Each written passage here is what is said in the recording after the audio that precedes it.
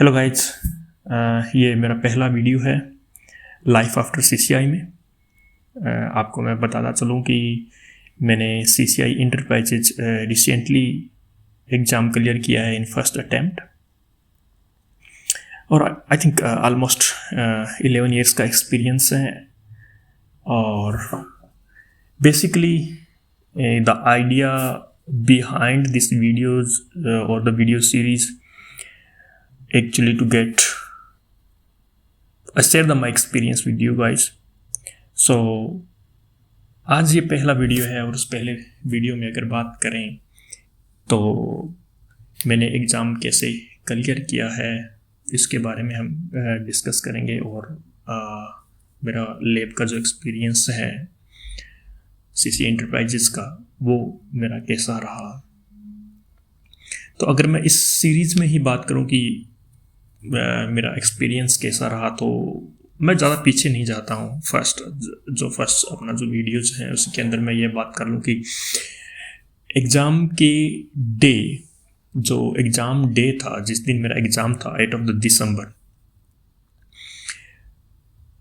तब क्या किस लेवल पे स्ट्रेस था, कैसे एग्ज़ाम गया, क्या क्या आई कैन से दिस जो डिफ़िकल्टीज हैं वो मैंने फेस की। तो उसी टॉपिक पे थोड़ा सा सोच रहा हूँ कि आज 8 और 10 मिनट का एक video first I will be try. अगर आपको पसंद आए तो ठीक है, नहीं पसंद आए तो भी ठीक है, अब बता देना। एग्ज़ाम से पहले की अगर स्ट्रेस की बात करें तो रियली थोड़ा सा डिफ़िकल्ट था, और स्ट्रेस लेवल थोड़ा सा हाई था। मॉर्निंग टाइम कुछ ऐसा हुआ जिसकी वजह से स्ट्रेस इंक्रीज हुआ, वो किसी और वीडियो में शेयर करेंगे। लेकिन स्ट्रेस लेवल थोड़ा हाई था, लेकिन मैंने अपने आप को कंट्रोल करके रखा हुआ था। और मैं मानता हूँ कि कंट्रोल करना में सबसे जो अच्छी चीज़ रही वो ये थी कि एग्ज़ाम से जस्ट पहले दिन मैंने कोई स्टडी नहीं की, और इस कम्प्लीटली रेस्ट, और पूरे दिन में सोया। एग्ज़ाम से पहले दिन पूरे दिन सोया, पूरी नाइट सोया, मैंने बिल्कुल स्टडी नहीं की एग्ज़ाम से पहले दिन। तो थोड़ा सा स्ट्रेस लेवल था जब मैं एग्जामिनेशन सेंटर में पहुंचा, और सीसीआई लैब जहाँ पर जो लोकेशन थी वहाँ पे पहुंचा, तो थोड़ा बहुत स्ट्रेस था। और मेरे साथ वहाँ 3 या 4 कलीग और भी थे जो अलग अलग फील्ड से थे। एक हम 2 ही थे जो सीसीआई इंटरप्राइजेस का एग्ज़ाम वहाँ दे रहे थे। आई थिंक एक सिक्योरिटी का था, एक डाटा सेंटर का था।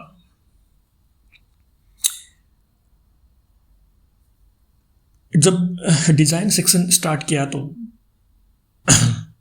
बीच में 1-2 जगह पर मुझे ऐसा लगा कि शायद मुझे क्वेश्चंस का आंसर मालूम नहीं है, और अगर मालूम भी है तो भी मैं उस कंप्लीट जिस तरीके से, आई थिंक मैं ये कह सकता हूँ कि उस तरीके से मैं एग्ज़ाम के जो क्वेश्चन है उसका आंसर नहीं दे पा रहा हूँ। क्योंकि आपको भी पता है कि वहाँ पर रिसोर्सेस आपको दिए होते हैं, उस प्रोसेस को रीड करने के बाद में आपको आंसर देना होता है।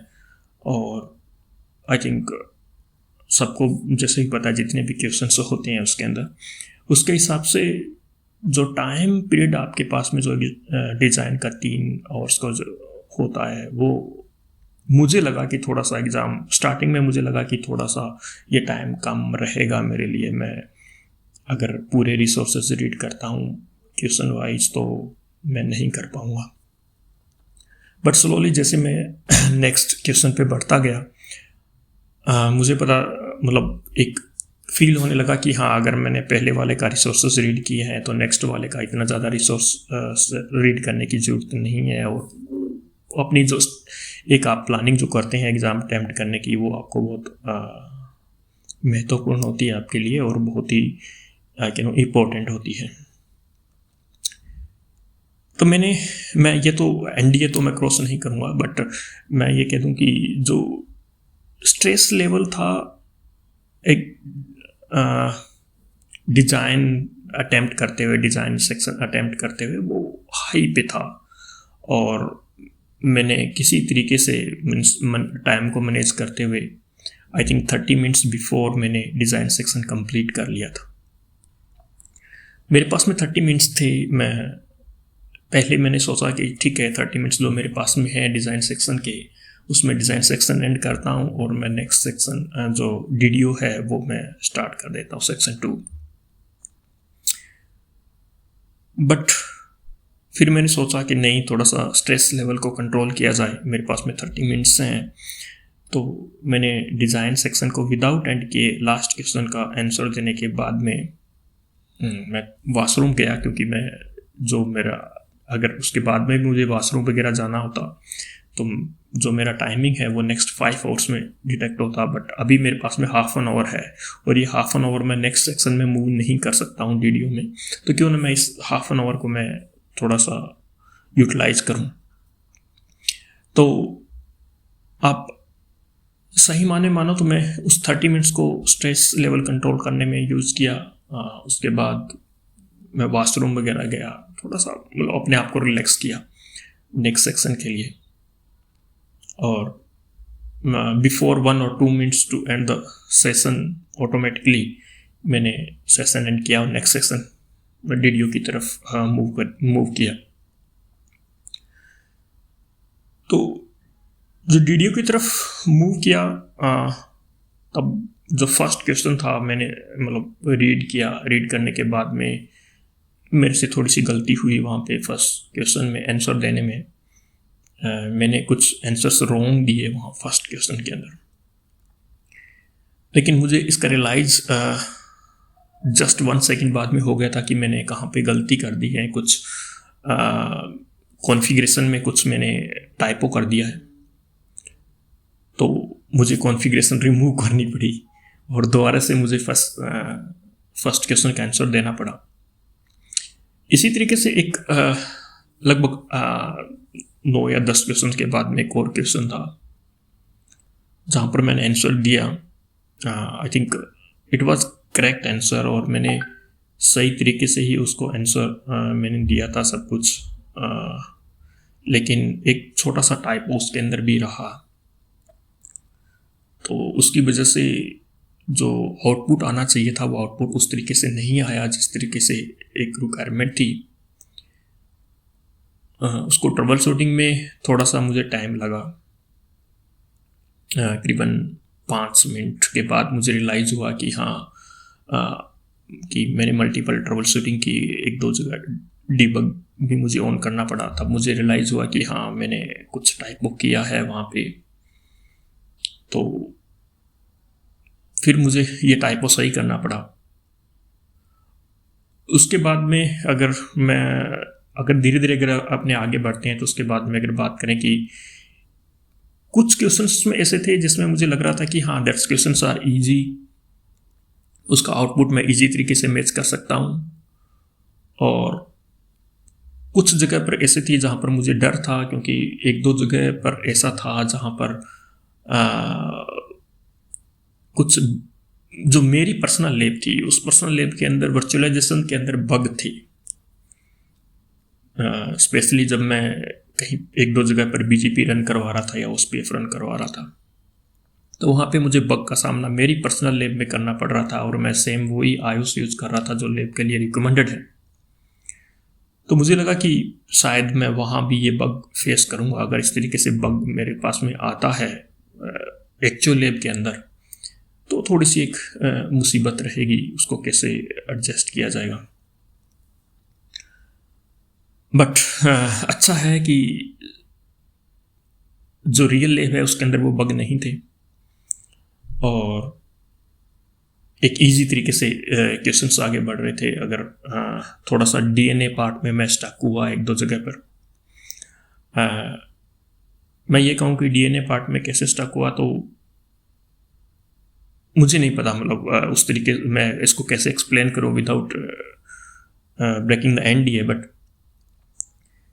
ऐसा है कि जैसे जैसे मैं आगे DNA पार्ट कॉन्फ़िगर कर रहा था तो मुझे पता लगा कि नहीं, मैं जो कॉन्फ़िगरेशन करना चाह रहा हूँ या जो पॉलिसीज़ में अप्लाई करना चाह रहा हूँ वो पॉलिसीज़ में उस तरीके से पुश नहीं कर पाऊँगा जिस तरीके से मुझे करना चाहिए या जो एक रिकमेंडेड वे है।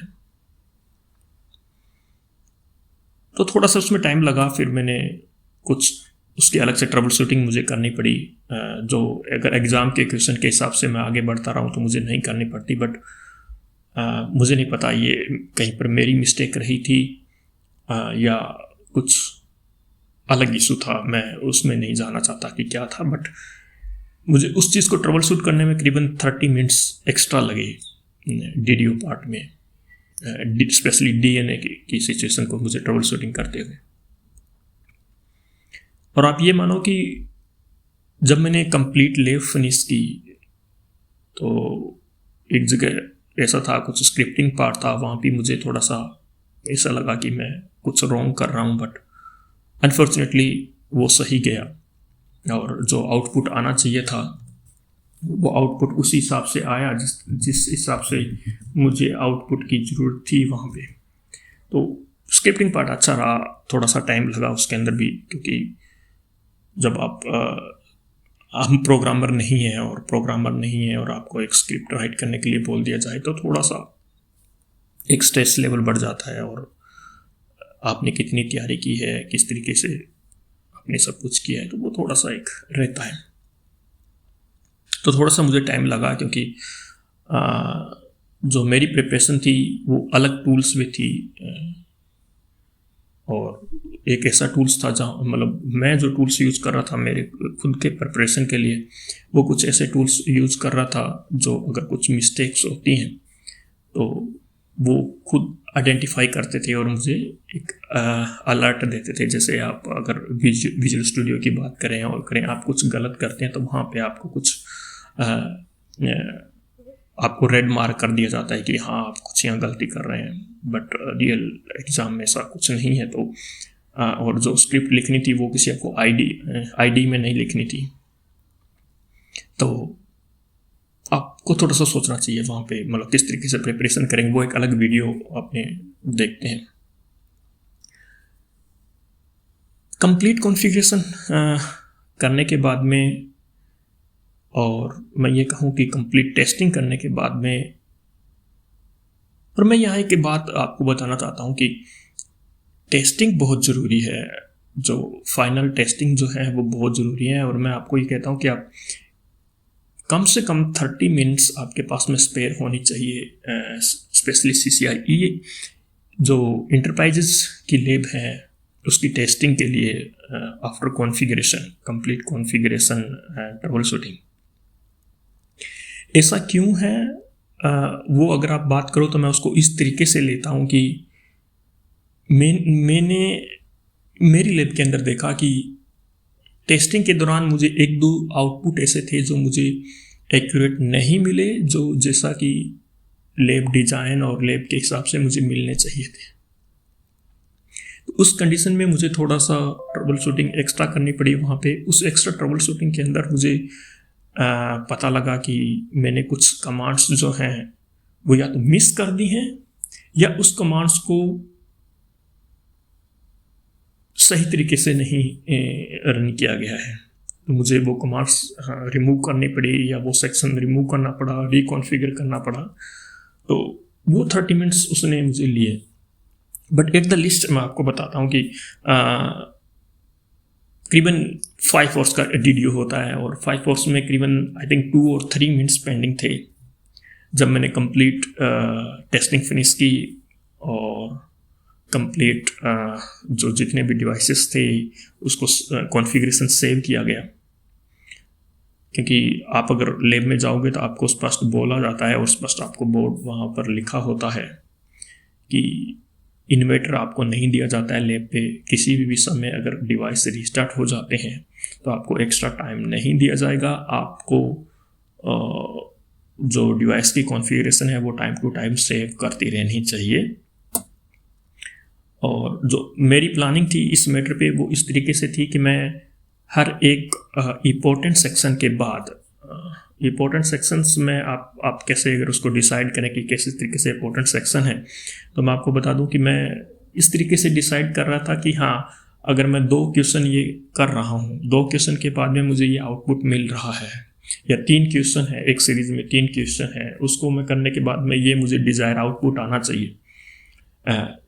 तो उस डिज़ायर आउटपुट के बाद में मैं कॉन्फ़िगरेशन सेव करता जा रहा था सभी डिवाइसेस की। लेकिन at the end of the complete section और कंप्लीट एग्ज़ाम मैंने सभी स्विचेस और राउटर्स और डिवाइसेस थे उन पे कॉन्फ़िगरेशंस जो सेव होता है वो मैंने किया है, अलग से किया। भगवान नहीं करे कोई कहीं पे भूल गया हो या कुछ ऐसा हो तो उस चीज़ को मतलब मैं नहीं चाहता था कि मैं उस तरीके से मिस कर जाऊं। आई थिंक एक पार्ट मैं मिस कर रहा हूं वो है SD-WAN का। मुझे SD-WAN का पार्ट कोई इतना डिफ़िकल्ट नहीं लगा, SD-WAN का पार्ट अच्छा था। बट एक पार्ट था जहाँ पर इंटीग्रेशन आता है ऑल टेक्नोलॉजीज़ का, वो थोड़ा सा मेरे लिए न्यू था। न्यू तो मैं नहीं कहता कि न्यू था, बट मैंने उस तरीके से उस चीज़ पे प्रैक्टिस नहीं की थी और उसमें मुझे थोड़ा सा टाइम लगा। तो स्पेशली टाइम लगने के पीछे जो है, मैं अगर आपको एक बेसिक बताऊं कि आपको क्या करना चाहिए उस टाइम को सेव करने के लिए, तो आपको देखना चाहिए कि आप टेम्पलेट कैसे बनाएं। तो उसके अलावा तो मेरा जो एक्सपीरियंस है ओवरऑल अच्छा रहा। स्ट्रेस लेवल था एग्ज़ाम देने के बाद में, लेकिन after few hours, I think करीबन 4 या 5 आवर्स बाद आई गॉट माई रिजल्ट। मुझे एक ईमेल आया, लेकिन मेरे जो जितने भी फ्रेंड्स हैं जिनसे मैंने डिस्कशन किया था इसके बारे में, इन्होंने मुझे बताया था कि प्रीवियसली लेब में उनके पास में 2 ईमेल्स आई थी अगर वो पास हुए तो मैं भी ये सोच रहा था कि मेरे पास में 2 ईमेल आएगी सिस्को की तरफ से, बट अनफॉर्चुनेटली वो एक ही ईमेल आई मेरे पास में और मैंने नहीं खोला उस ईमेल को। मैं पहले 1 घंटे तो मैं दूसरी ईमेल का वेट करता रहा कि आएगी, नहीं आई तो फिर थोड़ा सा एक बार ऐसा हुआ कि नहीं, आई थिंक कि मुझे दूसरा एग्ज़ाम की जो डेट है वो देख लेनी चाहिए। बट इसी दौरान मेरे एक दोस्त का कॉल आया, उसने पूछा कि एग्ज़ाम का रिजल्ट क्या रहा, तो मैंने उसको बताया कि इस तरीके से एक ईमेल आई है बट मुझे कुछ मालूम नहीं है, मैंने खोल के नहीं देखी क्योंकि एक ही ईमेल आई है। तो उसने फोर्स किया, मैंने खोल के देखी, then I got my number. And thank you so much everyone जो इस जर्नी में इन्वॉल्व रहे। मैं स्पेशली मेरी फैमिली को थैंक्स करना चाहता हूँ जिन्होंने बहुत सेक्रीफाइस किया, और स्पेशली मेरी फैमिली ने मुझे इतनी हेल्प की कि मैं किस तरीके से मेरा टाइम मैनेज कर पाऊँगा, किस तरीके से मैं जो डेली बेसिस हैं, जो करीबन 1.5 ईयर कंटिन्यूसली मुझे स्टडीज़, ट्रेनिंग्स एंड लैब्स पे लगे। मेरे सेल्फ बेस्ड प्रिपरेशन तो करीबन काफ़ी टाइम से चल रही थी, करीबन 2 या 3 साल से, बट मैंने इंस्टीट्यूट्स ज्वाइन किया ट्रेनिंग के लिए क्योंकि मुझे पता था कि कुछ टेक्नोलॉजी जैसे SD-WAN, SDA, ऑटोमेशन, ये कम्प्लीटली मेरे लिए न्यू थी। कुछ नॉलेज था लेकिन इतना हेवी नॉलेज नहीं था कि मैं CCI क्रैक कर पाऊँ, तो मैंने कुछ ट्रेनिंग इंस्टीट्यूट्स ज्वाइन किए। तो मेरी फैमिली ने मुझे बहुत हेल्प की कि किस तरीके से टाइम निकाला जाए, किस तरीके से मेरे टाइम को मैनेजमेंट किया जाए। और दूसरा सबसे बड़ा अगर किसी का टाइम मैनेजमेंट में हेल्पिंग रहा मेरे लिए तो वो है वर्क फ्रॉम होम का, क्योंकि मैंने करीबन 2.5 आवर पर डे के हिसाब से मैंने सेव किए हैं। ऑफिस आने जाने का जो टाइमिंग होता है वो मैंने सेव किया, जो मैंने सुबह यूटिलाइज करता था 1 घंटा स्टडी के लिए before the office, and after the office hours मैं जो टाइम मुझे ऑफिस से घर आने में लग रहा था उसमें ये था कि मैं जो 1 घंटा मुझे लगता था वो 1 घंटा मैंने ट्रेनिंग क्लासेस अटेम्प्ट की। सो थोड़ा सा हेयर एंड देयर करके मैनेज करना पड़ा, but thank you so much.